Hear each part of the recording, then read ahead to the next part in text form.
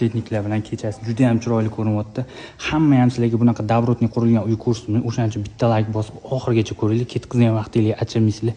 Uyimizni ichi menga eng ko'proq yoqdi. Hozir sizlar bilan birgalashib ko'rib chiqamiz. Qani bismillah deb kiramiz. Lekin ko'rinib turibdi, bu uyni o'z ishini ustalari qilishgan, gap bo'lishi mumkin emas, lekin yorib yuborishdi remont.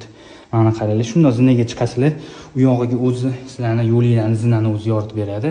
Mana bu yoqqa mana bunaqa mozaika oynalar qo'yib qo'yishgan, qaranglar. Bu oyna nimaga qo'yilgan deb aytsanglar, mana shu joyga yanada katta qilib ko'rsatib berish uchun qo'yilgan.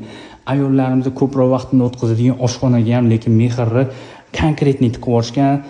Texnikalarni ham o'zingizlar ko'rib turibsizlar. Hamma ayollarimiz ishlatadigan texnikani cho'tka qilib taxlab qo'yishibdi. Gap bo'lishi mumkin emas. Endi sizlar bilan birgalikda bizlarning eng zo'r hozir sizlarga mehmonxonani ko'rsataman. Menga mehmonxonada bitta joy yoqdi. Bu ham bo'lsa bitta lyustra. Hozir o'zingizlar ko'rib baho berasizlar. Mana qaranglar, lyustrani qaranglar. Haqiqiy san'at asari bo'pti. Gap bo'lishi mumkin emas.